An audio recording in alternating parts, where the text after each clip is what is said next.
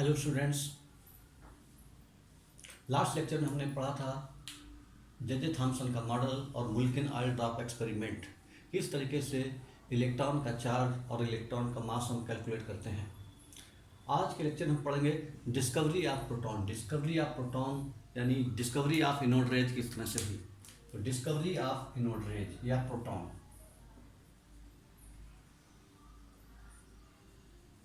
Discovery of anode rays, anode rays की discovery. तो जिस समय कैथोड रेज की डिस्कवरी हुई, जो डिस्चार्ज ट्यूब एक्सपेरिमेंट था,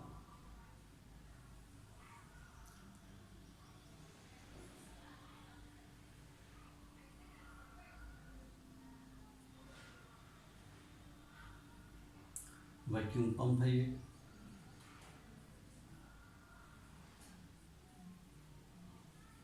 पंप,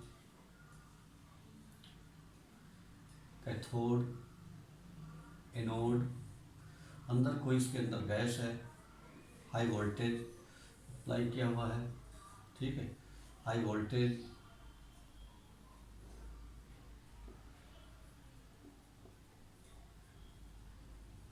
एंड लो प्रेशर।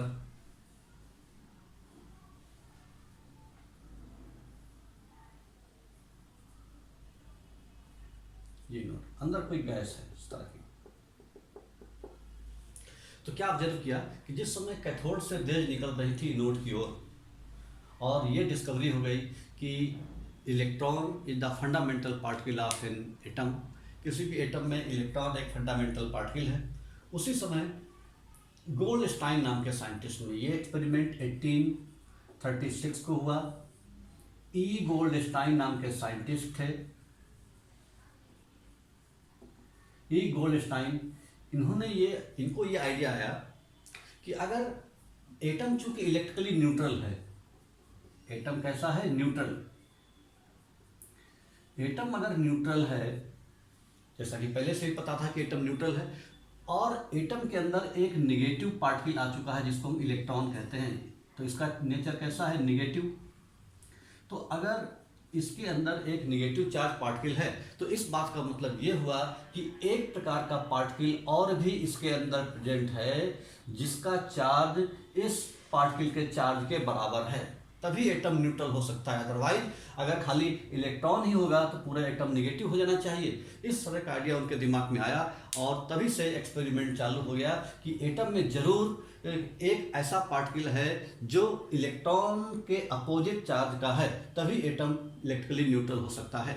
तो उन्होंने अब की जो एक्सपेरिमेंट किया, उस एक्सपेरिमेंट में उन्होंने क्या किया कि जो कैथोड रेज थी, कैथोड, इस कैथोड को उन्होंने परफोरेटेड कर दिया, यानी कैथोड में छेद कर दिया। इस तरीके से कैथोड को परफोरेटेड कर दिया, यानी बीच बीच में से छेद कर दिए कैथोड में से,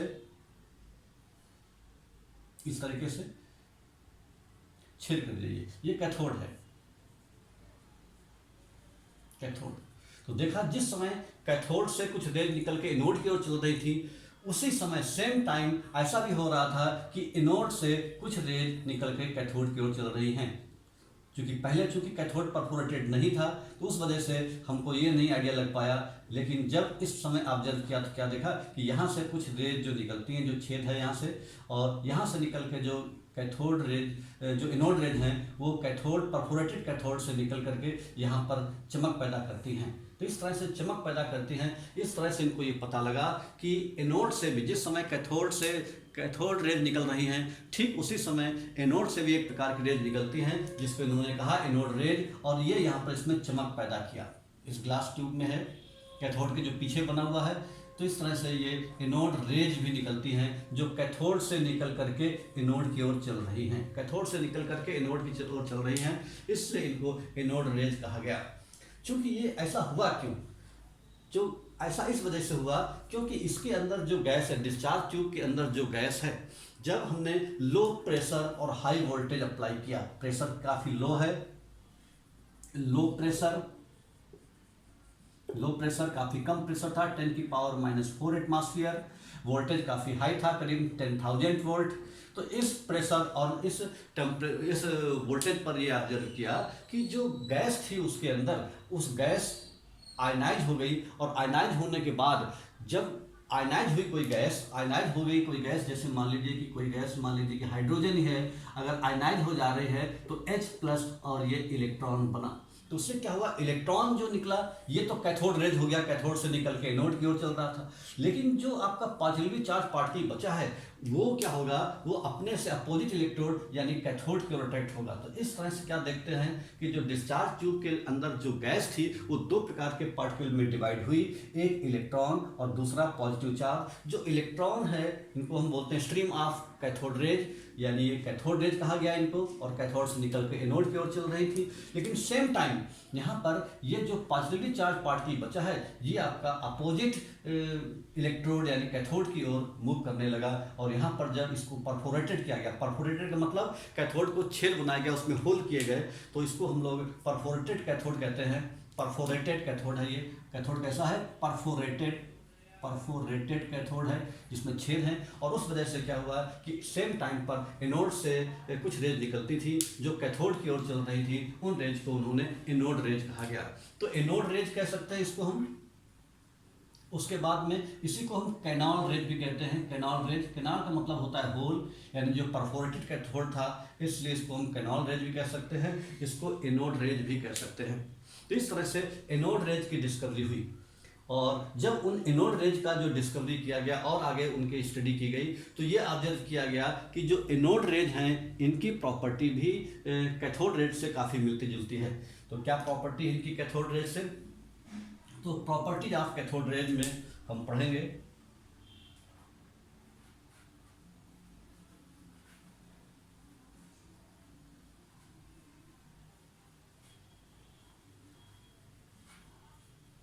प्रॉपर्टीज ऑफ कैथोड रेज, तरह इनकी प्रॉपर्टी है। तो प्रॉपर्टी ऑफ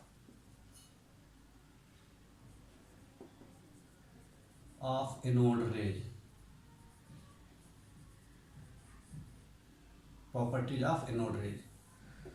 तो एनोड रेज की क्या प्रॉपर्टी, इनकी प्रॉपर्टी भी उसी तरह से है कैथोड रेज की तरह। तो क्या प्रॉपर्टी है कि they travel in straight line, they travel in straight line,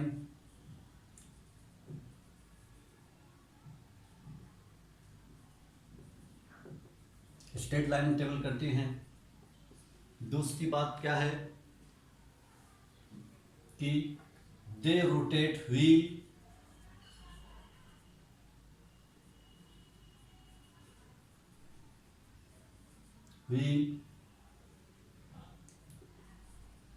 if it is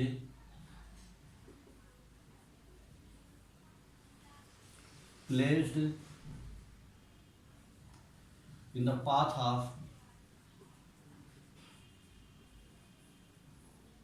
anode rays. तीसरी बात क्या है, दीज रेज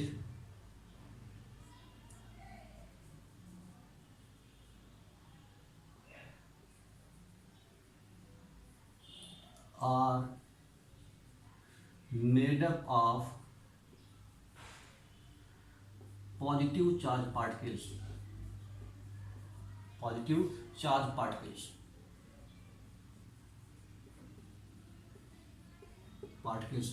जबकि cathode rays negative charge particles से बनी होती थी। These raise deflected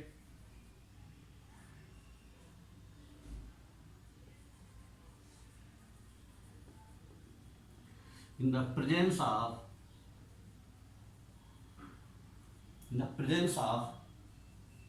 electric field and magnetic field,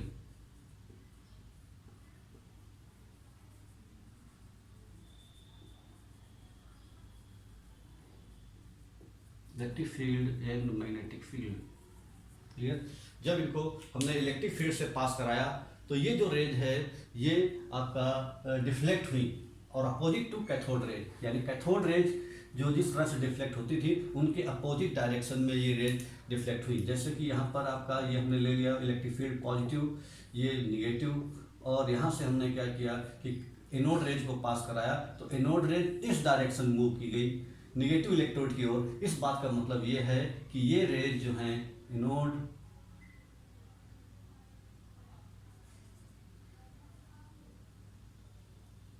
जो एनोड रेज हैं ये पॉजिटिव चार्ज पार्टिकल से मिलकर के बनी हुई है। तो इस तरह से इनकी सारी जो प्रॉपर्टी है काफ़ी मिलती जुलती है कैथोड रेज के कंपेरिजन में, खाली इनका जो डिफ्लेक्शन है ये opposite to the cathode raise.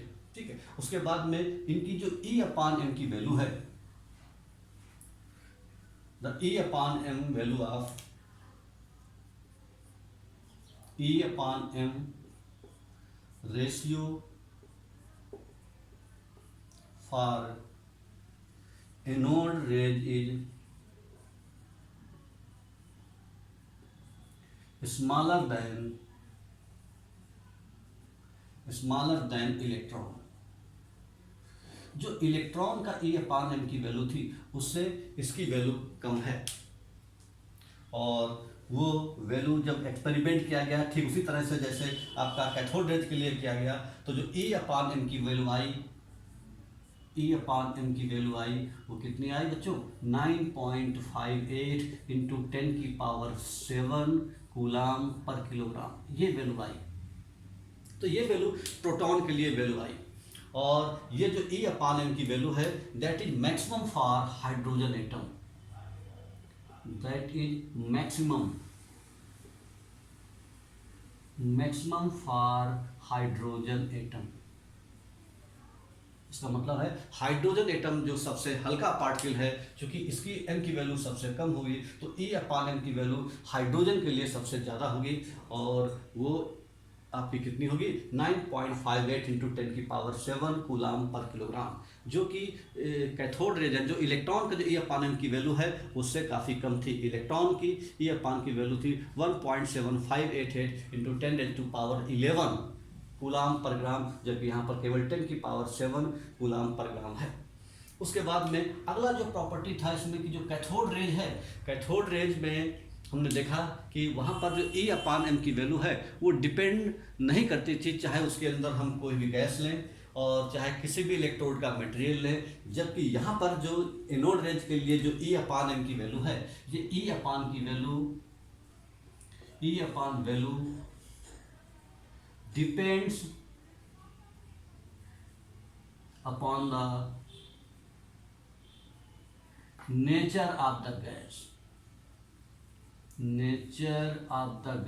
यानी जो गैस है उसके नेचर पे डिपेंड करती थी। नेचर ऑफ द गैस यानी गैस कौन सी ली गई है, तो गैस के हिसाब से ये E/m की वैल्यू सबके लिए डिफरेंट आएगी, जबकि कैथोड रेज के लिए वहाँ पर ये फिक्स था कि जो E/m की वैल्यू है सबके लिए कांस्टेंट है। ऐसा ऑब्वियसली इस बात से है कि जो डिफरेंट अगर किसी भी गैस से अगर एक इलेक्ट्रॉन इजेक्ट होता है या एक से ज़्यादा इलेक्ट्रॉन इजेक्ट होते हैं तो वहाँ पर जो पॉजिटिव चार्ज आपके वो अलग अलग आएंगे, और डिफरेंट गैसों का जो मास है वो डिफरेंट अलग अलग होगा। जैसे एग्जाम्पल के लिए अगर हम बात करें कि हाइड्रोजन गैस अगर हमने लिया तो यहाँ से अगर एक इलेक्ट्रॉन इजेक्ट होगा तो इलेक्ट्रॉन तो इजेक्ट होगा ही, और ये जो पॉजिटिव चार्ज पास बचेगा उसका मास अलग होगा। अगर मान लो हमने गैस हीलियम ली होती तो हीलियम से अगर एक इलेक्ट्रॉन निकालते तो उस समय यहाँ पर जो आपका पार्टिकल आएगा उसका मास अलग होगा। ऐसे ही नाइट्रोजन गैस, ऑक्सीजन गैस, अलग अलग गैस लेते जाएंगे तो क्या देखते जाएंगे कि यहाँ पर जो पॉजिटिवली चार्ज पार्टिकल बचेगा वो अलग अलग होगा, और जब उसका मास अलग अलग होगा तो यहाँ पर E/m की वैल्यू भी डिफरेंट आएगी। तो यही बात हम यहाँ पर कह रहे हैं कि जो एनोड रेज के लिए E/m की value depends upon the nature of the gas,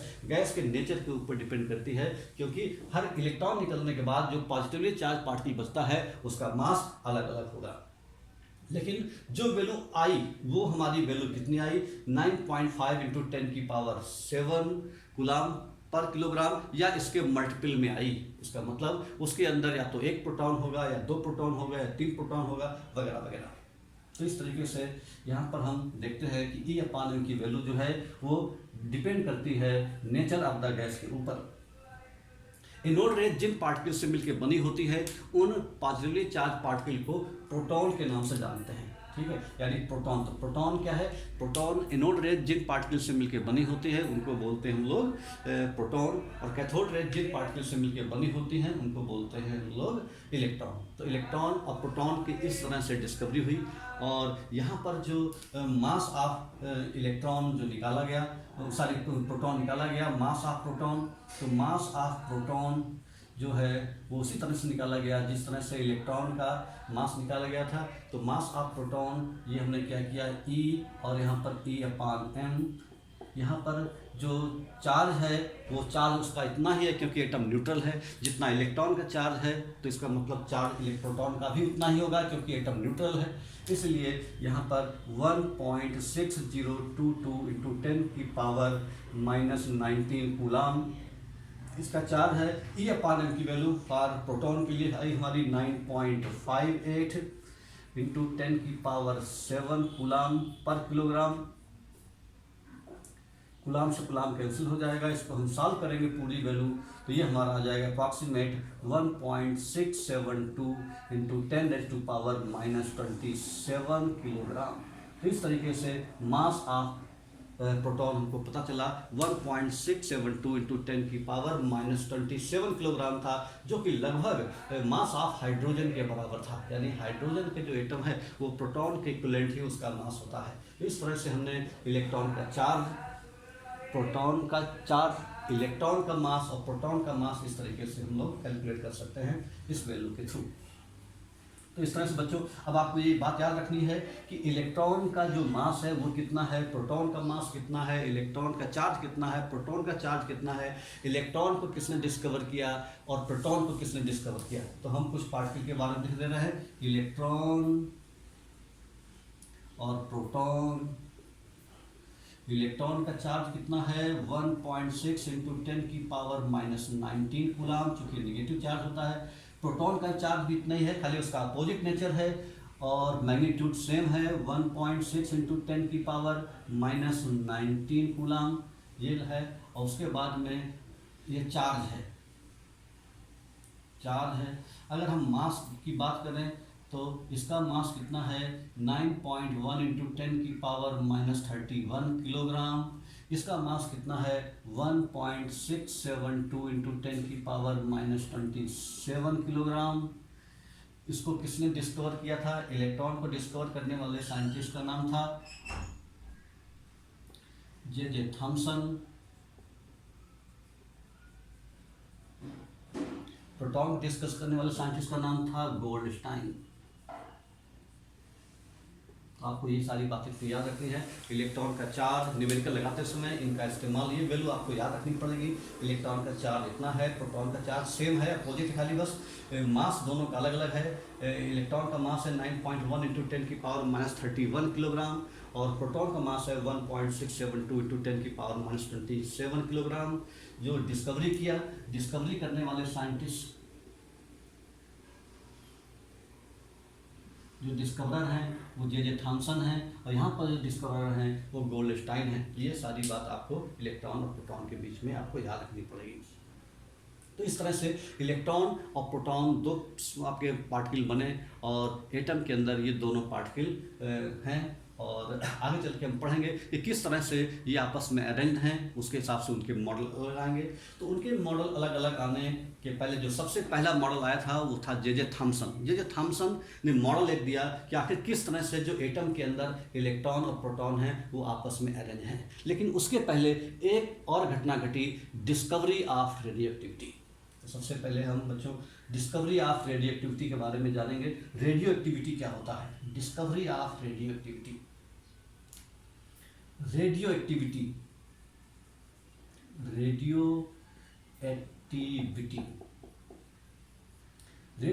क्या चीज़ है? तो सबसे पहले बच्चों हम जानेंगे कि जो रेडियो एक्टिविटी के जो फिनोमिना था ये अपने आप हो गया। यानी हेनरी बेकरल नाम के साइंटिस्ट थे। इन्होंने 1896 में एक एक्सपेरिमेंट किया। साइंटिस्ट का नाम था हेनरी बेकरल।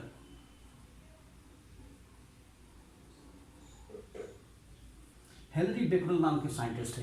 ये फ्रेंच केमिस्ट थे, फ्रेंच साइंटिस्ट थे। 1896 में इन्होंने एक्सपेरिमेंट कर रहे थे। एक्सपेरिमेंट क्या कर रहे थे, सर्टेन यूरेनियम साल्ट है, उन यूरेनियम साल्ट की स्टडी कर रहे थे। ठीक है, तो उन्होंने क्या किया, एक दिन एक यूरेनियम साल्ट ब्लैक पेपर में लपेट करके और अपनी ड्रार के अंदर रखा। वहाँ पर फोटोग्राफिक प्लेट भी थी।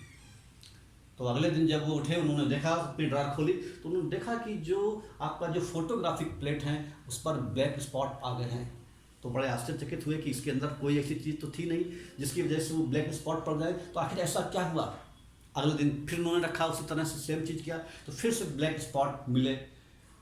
उन्होंने देखा कि लाइट वगैरह कहीं से आ नहीं रही है, ड्रार के अंदर बिल्कुल अंधेरा है, तो आखिर क्या हो रहा है। तो वो समझ गए कि कुछ ना कुछ इन साल्ट के अंदर ऐसा है। और वो जो साल्ट रखा था उसका नाम था यूरेनियम, पोटेशियम यूरेनियम सल्फेट नाम का साल्ट रखा था, ब्लैक पेपर में लपेट करके और फोटोग्राफिक प्लेट को। जब उन्होंने उस फोटोग्राफिक प्लेट को डेवलप्ड कराया तो उन्होंने क्या देखा कि जो फोटोग्राफिक प्लेट है उस पर वो साल्ट के निशान बने हुए थे। तो वो समझ गए कि एक प्रकार का जो हाई रेडिएशन है, एक प्रकार का हाई रेडिएशन आपका उन साल्ट से एमिट हो रहा है और जो आपका ब्लैक पेपर है उसको पेनिट्रेट कर करके फोटोग्राफिक प्लेट को इफेक्टेड कर रहा है। तो इस तरह से आपका इस फिनोमेना का मतलब जन्म हुआ। हेनरी बेकलर नाम के साइंटिस्ट को इसका क्रेडिट जाता है। तो इसी फिनोमेना को हम लोग बोलते हैं रेडियो एक्टिविटी। तो रेडियो एक्टिविटी फिनोमेना का क्या मतलब डेफिनेशन है, the phenomena of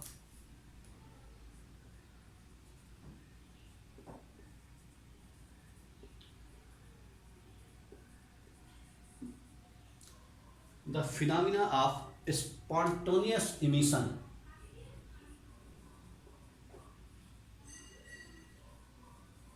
the phenomena of spontaneous emission, the phenomena of spontaneous emission of active radiation, of active radiation by certain elements,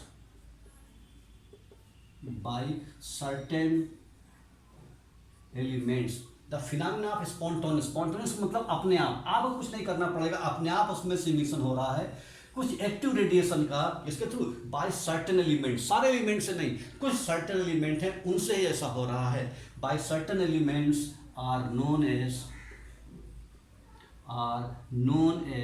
radioactivity, are known as radioactivity, are known as radioactivity। इस phenomena को हम लोग बोलते हैं radioactivity. तो radioactivity क्या है, radio activity एक फिनोमेना है। वो क्या फिनोमेना है, the phenomena of spontaneous emission, यानी अपने आप इमिशन हो रहा है एक्टिव रेडिएशन का बाय सर्टेन एलिमेंट्स, यानी कुछ एलिमेंट्स ऐसे हैं जिनसे अपने आप लगातार कुछ रेज इमिट हो रही हैं, कुछ इमिशन हो रहा है, और इस फिनोमेना को बोलते हैं हम लोग रेडियो एक्टिविटी। ये 1896 में इन्होंने ये ऑब्जर्व किया। हेनरी बेकलर नाम के साइंटिस्ट हैं। रेडियो एक्टिविटी की डिस्कवरी किसने किया, हेनरी बेकलर नाम के साइंटिस्ट ने किया। तो इस फिनोमेना को बोलते हैं हम लोग रेडियो एक्टिविटी। और जो ये सर्टेन एलिमेंट्स हैं, जो सर्टेन सब्सटेंस हैं, इन सर्टेन सब्सटेंस को हम लोग क्या बोलते हैं, radio active substance. Radio active substance के नाम से जाने जाते हैं ये सब्सटेंस, रेडियो एक्टिव सब्सटेंस हैं। और जो सर्टेन एक्टिव रेडिएशन है, ये एक्टिव रेडिएशन, ये कौन सा रेडियो एक्टिवेशन है, इन प्रकार की जो रेज हैं इनको हम कहते हैं radioactive rays. Radioactive rays, radioactive rays के नाम से जानते हैं। तो तीनों बातें आपको ध्यान में रखना है कि रेडियो एक्टिव सब्सटेंस क्या होते हैं, रेडियो एक्टिव रेज क्या होती है, और रेडियो एक्टिविटी क्या होती है। तो रेडियो एक्टिविटी एक फिनोमेना का नाम है। जो सब्सटेंस जिनसे अपने आप रेडियो एक्टिव रेज इमिट होती हैं उन सब्सटेंस को कहते हैं रेडियो एक्टिव सब्सटेंस। और जो रेज इमिट होती हैं, जो एक्टिव रेडिएशन था, उसका नाम है रेडियो एक्टिव रेज। तो इस तरीके से इस पूरे फिनोमेना को हम लोग क्या कहते हैं, रेडियो एक्टिविटी। तो इस तरह से जो रेडियो एक्टिविटी की डिस्कवरी हुई वो 1896 में हुई। हेनरी बेकलर नाम के साइंटिस्ट ने इसको किया। तो आपको तीन टर्म याद रखने, रेडियो एक्टिव सब्सटेंस क्या है, रेडियो एक्टिविटी क्या है, और रेडियो एक्टिव रेज क्या होते हैं।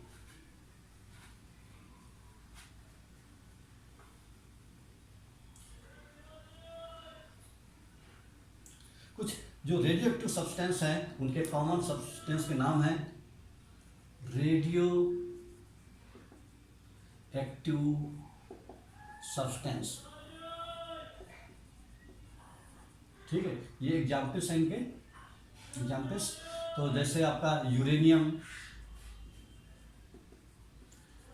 रेडियम, ये रेडियो एक्टिव सब्सटेंस है। इन्हीं से अपने आप रेडियो एक्टिव रेज इमिट होती है, सारे एलिमेंट से नहीं होती। यूरेनियम, रेडियम, थोरियम और पोलोनियम, बहुत सारे हैं, पोलोनियम, ये सारे रेडियो एक्टिव सब्सटेंस हैं। मतलब आप ये कह सकते हैं एटॉमिक नंबर 92, यानी जो यूरेनियम का एटॉमिक नंबर है, एटॉमिक नंबर 92 के बाद वाले जो लगभग सारे एलिमेंट रेडियो एक्टिव एलिमेंट की कैटेगरी में आते हैं। तो कुछ एग्जाम्पल हमने लिखे हुए हैं, यूरेनियम, रेडियम, थोरियम, जो कॉमन एग्जाम्पल हैं ये आपको याद रखने हैं, ये आपके रेडियो एक्टिव सब्सटेंस होते हैं। उसके बाद जब उन रेडियो एक्टिव रेज की स्टडी की गई तो इन्होंने क्या देखा कि जो रेडियो एक्टिव रेज है इनके अंदर पेनिट्रेशन पावर है, यहाँ तक कि एक आपका जो मटेरियल है, आपका जो मेटल है, जो थिन फॉयल है, उसको भी ये आर पार यानी पेनिट्रेट कर देती हैं। एक बात है। दूसरी बात, ये गैसों को आयनाइज भी कर देती हैं, जैसे कि आपकी कैथोड रेज हुआ करती थी, उसी तरह से ये गैसों को आयनाइज भी कर देती है। इनके अंदर खास बात ये होती है। तीसरी बात ये है कि ये जब जिंक सल्फाइड फ्लोरोसेंट्स जैसे सब्सटेंस पर गिरती हैं तो एक प्रकार की चमक पैदा करती हैं, एक फ्लैश ऑफ लाइट, एक प्रकार की चमक पैदा करती हैं, और जिसको हम सेंटिलेशन कहते हैं। तो एक प्रकार की चमक पैदा करती है रे जब जिंक सल्फाइड के स्क्रीन पर गिरती हैं। जिंक सल्फाइड यानी एक फ्लोरोसेंट मटेरियल है, ऐसा मटेरियल जब जिसके ऊपर कुछ रेज गिरती हैं तो वो क्या होगा कि एक प्रकार की चमक पैदा करती हैं। इस तरह का जो आपका फ्लोरोसेंट मटेरियल है ये टीवी स्क्रीन पर भी रहता है, और सिनेमा हॉल का जो पर्दा है उस पर भी जिंक सल्फाइड का जो पर्दा रहता है उसके ऊपर जिंक सल्फाइड की कोटिंग होती है, जिससे कि जब पीछे से आपकी लाइट पड़ती है तो आपका चमक पैदा होती है और पिक्चर दिखाई देती है। ठीक है, तो इस तरह से जो रेडियो एक्टिव रेज हैं उनकी स्टडी की गई, और स्टडी करने के बाद ये आपको फैक्ट पता चले, क्या पता चले कि ये रेज गैसों को आयनाइज कर देती हैं। क्या करती हैं? दीज रेज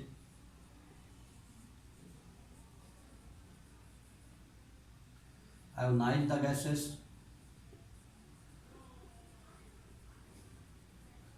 ये गैसों को आयनाइज कर देती हैं। दूसरी बात क्या होती है? They penetrate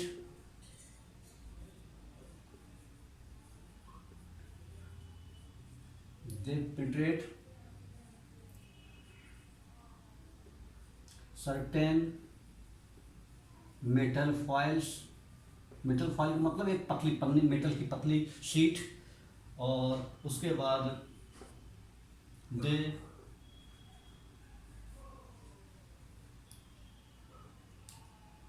deflected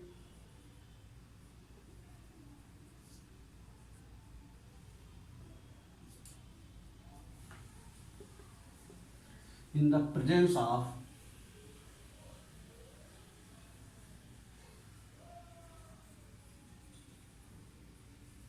electric field. यहाँ पर सारी नहीं करती, कुछ करती है। कैसे? कि जब इन्होंने क्या किया, इस तरह से एक आयरन का ब्लॉक लिया और यहाँ पर यूरेनियम, यह मान लेते हैं यूरेनियम का टुकड़ा है, यूरेनियम नाम के टुकड़े को यहाँ पर एक स्लिट लगा दिए, यहाँ पर एक बिल्कुल हल्का सा छेद किया यहाँ से। तो यहाँ से जब क्या देखा कि ये जब पास हुआ और यहाँ पर हमने इलेक्ट्रिक फील्ड अप्लाई कर दिया, निगेटिव और ये पॉजिटिव, तो क्या देखा कि इस तरह की जो रेज थी, जो आपकी यूरेनियम नाम का रेडियो एक्टिव सब्सटेंस है, यहाँ पर जो रेडियो एक्टिव रेज निकली तो क्या देखा, कुछ रेज आपकी इधर की ओर मुड़ गई, कुछ रेज इधर की ओर मुड़ गई, और कुछ रेज सीधे निकल गई। क्लियर? इस तरह से यहाँ पर इन्होंने यहाँ पर एक स्क्रीन लगाया था, तो यहाँ पर ये चमक पैदा होने से पता चला कि कौन रेज का डायरेक्शन क्या है। तो यहाँ पर क्या देखा गया कि जो रेज आपका निगेटिव पार्टिकल की ओर मिलकर डिफ्लेक्ट हो रही थी, तो ऐसी रेज के ऊपर पॉजिटिव चार्ज रहा होगा तभी वो निगेटिव की ओर टर्न हुई।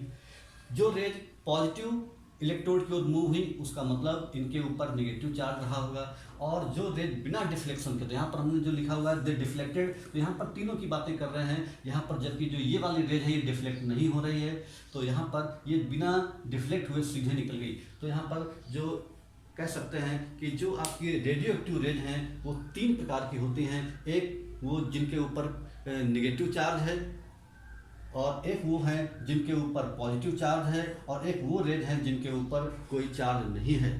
फर्दर इन रेज का स्टडी किया गया, और इन रेज का स्टडी करने पर पता चला कि जो रेज पॉजिटिव चार्ज हैं, पॉजिटिवली चार्ज वाली रेज हैं, इनको अल्फा रेज कहा गया। इनको अल्फा रेज कहा गया।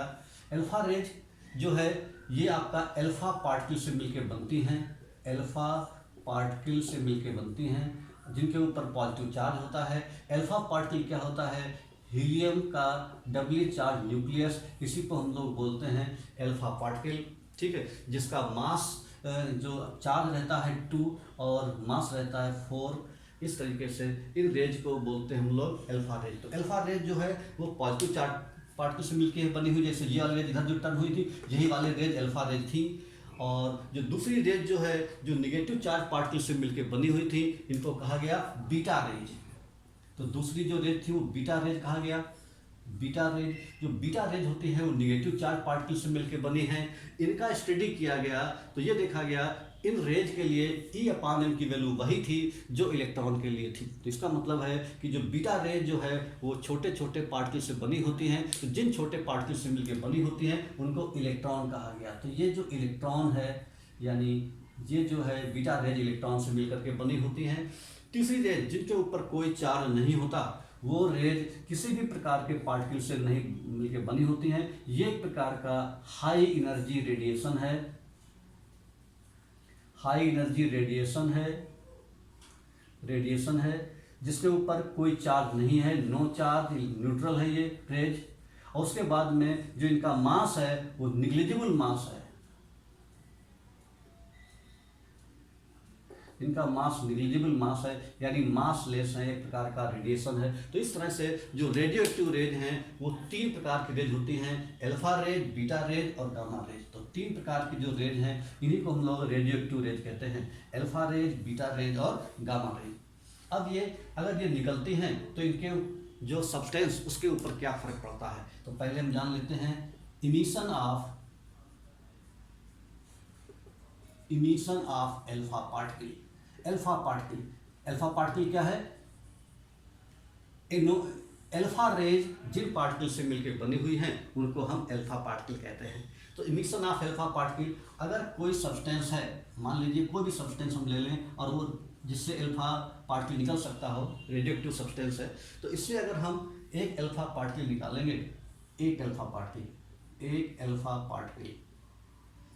अगर एक अल्फा पार्टिकल निकलेगा तो मान लीजिए इसका एटॉमिक नंबर है x और मास नंबर है y। बच्चों ये आपको बात पता होगा, जो नीचे लिखा जाता है वो हमेशा एटॉमिक नंबर रहता है, एटॉमिक नंबर। जो ऊपर लिखा जाता है उसको बोलते हैं मास नंबर।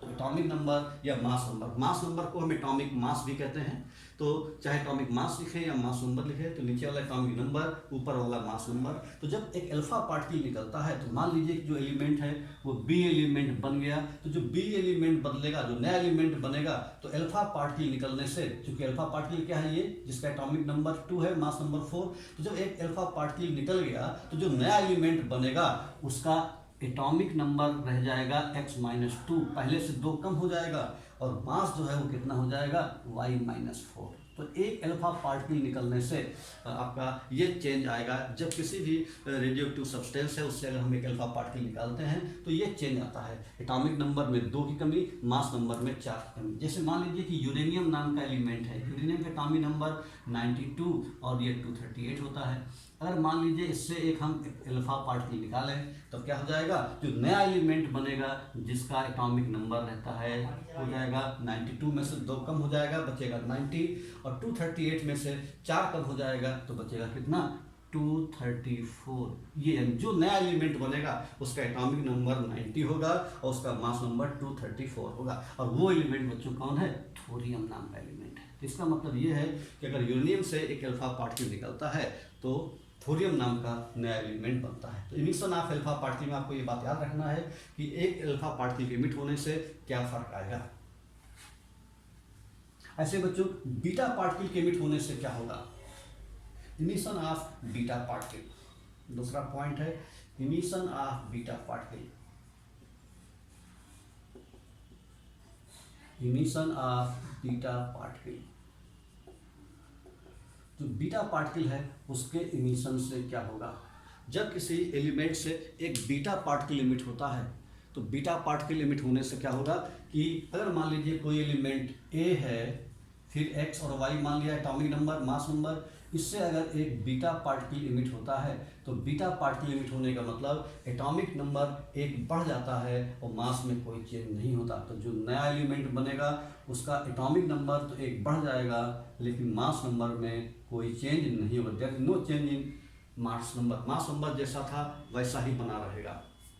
और तीसरा है emission of gamma, emission of gamma raise,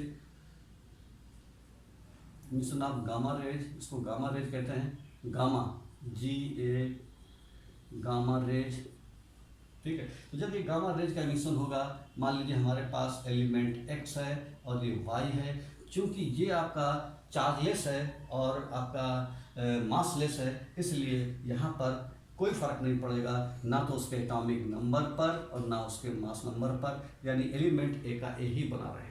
तो इस तरह से हमने देखा कि एक अल्फा पार्टिकल इमिट होने से क्या होगा, एक बीटा पार्टिकल इमिट होने से क्या होगा और एक गामा पार्टिकल इमिट होने से क्या होता है। तो अल्फा पार्टिकल इमिट होने से क्या होता है, एटॉमिक नंबर में 2 की कमी, मास नंबर में 4 की कमी आ जाती है। बीटा पार्टिकल के इमिट होने से क्या होगा, जब एक बीटा पार्टिकल इमिट होता है तो एटॉमिक नंबर हमेशा एक बढ़ जाता है, मास नंबर पर कोई फर्क नहीं पड़ता। और जब गामा रेज इमिट होती है तो ना तो एटॉमिक नंबर पर और ना ही मास नंबर पर कोई फर्क पड़ता है। तो इस तरीके से हमारा जो रेडियो एक्टिव रेज है उनकी डिस्कवरी हुई। और जब रेडियो एक्टिव रेज की डिस्कवरी हुई उसके बाद में आपका ये जो इलेक्ट्रॉन प्रोटॉन जो हैं वो कैसे अरेंज किए गए और इसके बारे में तरह तरह के लोगों ने अपने अपने मॉडल बताए, ठीक है। तो वहाँ पर जो सबसे पहला मॉडल था इसको बोलते हैं थॉमसन मॉडल,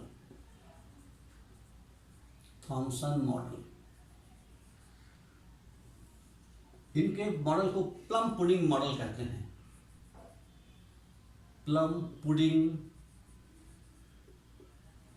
मॉडल या रेजिन पुडिंग मॉडल या वाटरमेलन मॉडल, वाटरमेलन मॉडल के नाम से जानते हैं।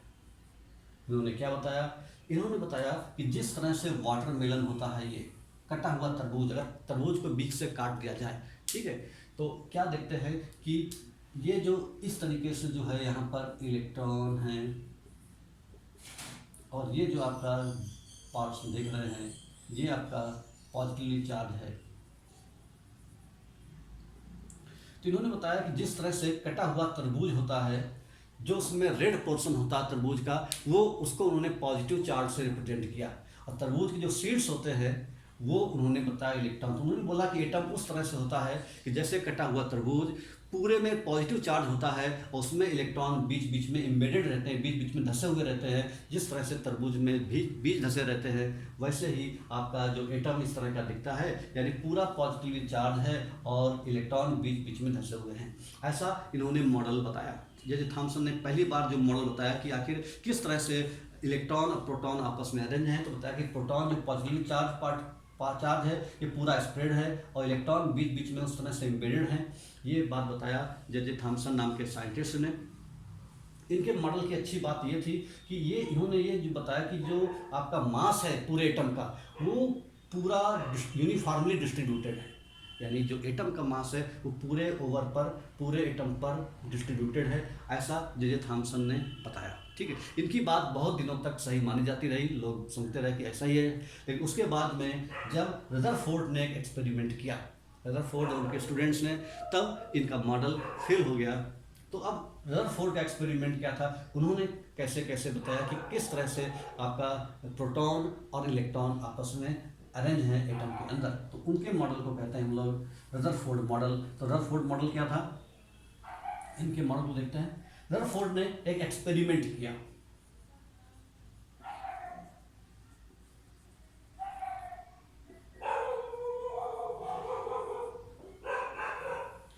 इन्होंने एक एक्सपेरिमेंट किया alpha scattering model, alpha scattering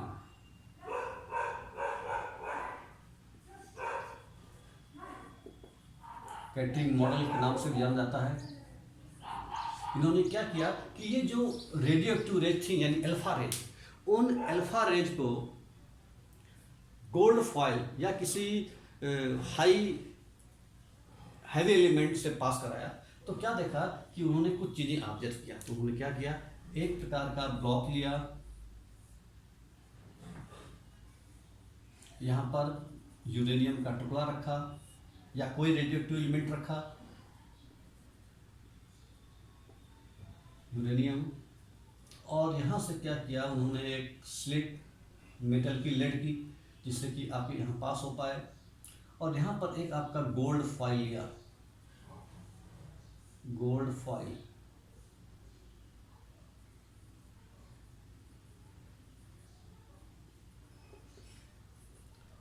और यहाँ पर इन्होंने क्या किया कि एक स्क्रीन, सर्कुलर स्क्रीन बनाया, एक सर्कुलर स्क्रीन इस तरह से उन्होंने दिखाया।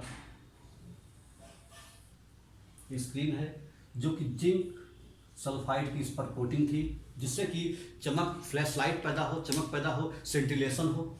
तो क्या देखा कि जो कुछ रेज यहाँ पर, अधिकतर रेज जो है वो आपका क्या हुआ कि यहाँ पर टकराएं, इस तरह से टकराएंगे, यहाँ पर चमक पैदा हुई।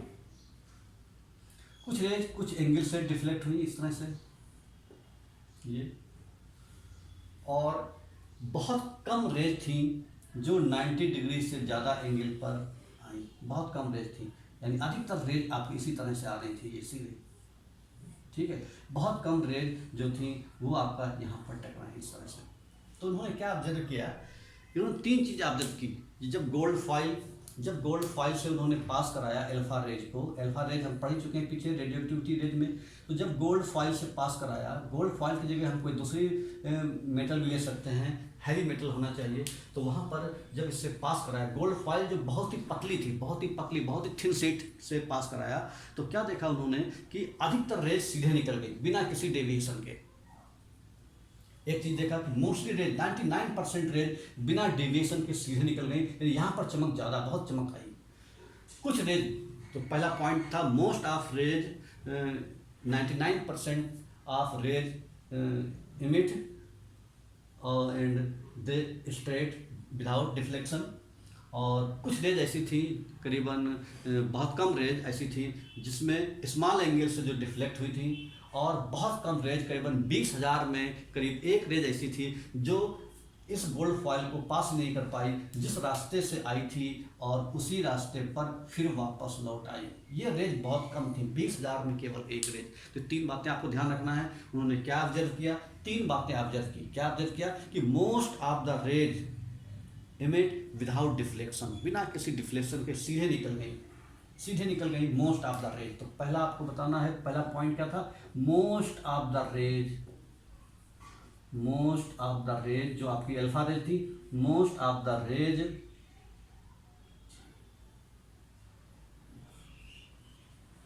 पास थ्रू थिन फॉयल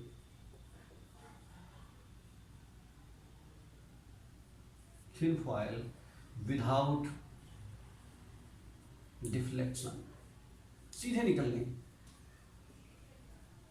दूसरा पॉइंट उन्होंने बोला कि few rays deflect small angles.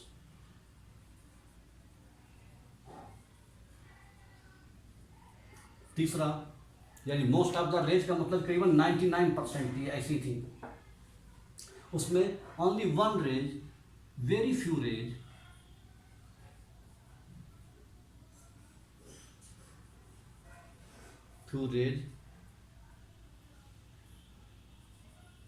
do not passes through thin foil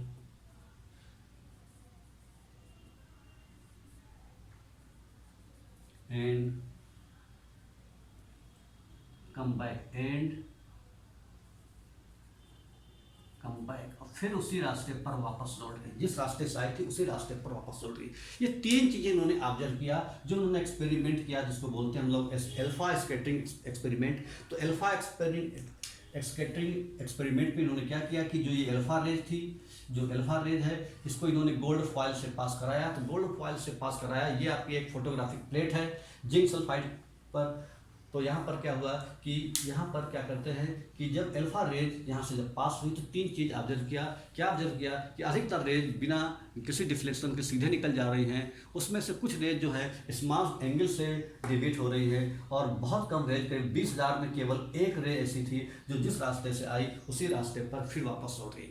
तो इन्होंने जो 3 चीज़ें ऑब्जर्व किया रदरफोर्ड ने, उन 3 चीज़ को ऑब्जर्व करने के बाद उन्होंने 3 रिजल्ट भी निकाले। क्या रिजल्ट निकाले?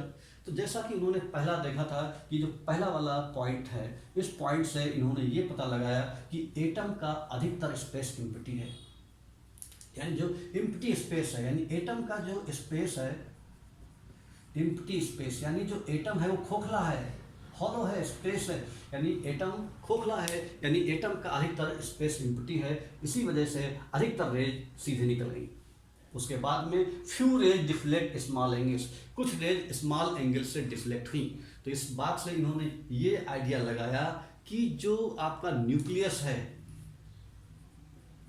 वो न्यूक्लियस पॉजिटिवली चार्ज है, पॉजिटिवली चार्ज है। क्यों? क्योंकि जो अल्फा रेज हैं वो भी पॉजिटिवली चार्ज रेज थी, और न्यूक्लियस जो है वो भी पॉजिटिवली चार्ज रहा होगा, तभी दोनों में रिपल्सन हुआ होगा। यानी जब गोल्ड फॉयल से उन्होंने अल्फा रेज पास कराई तो क्या हुआ, इस तरह से रिपेल हो गई, इस तरह से रिपेल हो गई। तो इस बात का मतलब ये है कि इसके अंदर जो है जो न्यूक्लियस पॉजिटिव रहा होगा, अगर ये निगेटिव होता तो इसका मतलब है रेज अंदर की ओर टर्न हो जाती। तो इस बात से इन्होंने पता लगाया कि जो न्यूक्लियस है उसके ऊपर पॉजिटिवली चार्ज है। तीसरी बात इन्होंने ये बताया कि जब जो कुछ रेज जो बहुत ही कम थी और जिस रास्ते से आई उसी रास्ते वापस लौट गई, इस बात से इन्होंने ये आइडिया लगाया कि जो न्यूक्लियस है वो पूरी तरह से डेंस है। Nucleus is dense, nucleus is dense. इसका मतलब ये हुआ कि जो न्यूक्लियस है, पूरे एटम का मास बहुत कम जगह में केंद्रित रहता है। यानी पूरे जो एटम का मास है वो बहुत कम जगह पर केंद्रित रहता है, उसी को कहते हैं न्यूक्लियस। यानी न्यूक्लियस पॉजिटिवली चार्ज है, न्यूक्लियस पूरी तरह से डेंस है, पूरे एटम का मास न्यूक्लियस में रहता है, न्यूक्लियस बहुत कम जगह घेरता है। और आगे के एक्सपेरिमेंट में उन्होंने ये देखा कि जो न्यूक्लियस है वो बहुत कम जगह घेरता है। कितनी कम जगह घेरता है? यानी एटम का जो पूरा आपका, अगर हम डायमीटर की बात करें, अगर मान लीजिए ये एटम है तो न्यूक्लियस बहुत कम जगह घेरेगा। इस तरह से कितना डिफरेंस रहता है? जैसे कि अगर मान लीजिए कि न्यूक्लियस का डायमीटर, न्यूक्लियस का डायमीटर अगर हम 1 सेंटीमीटर मान लें तो एटम का डायमीटर कितना होगा? डायमीटर, एटम का जो डायमीटर होगा ये करीबन होगा 1,00,000 गुना, यानी 10⁵ सेंटीमीटर। मतलब इतना बड़ा है, इतना फर्क होता है। यानी न्यूक्लियस के कंपेरिजन में एटम 1,00,000 गुना ज़्यादा बड़ा है। इसका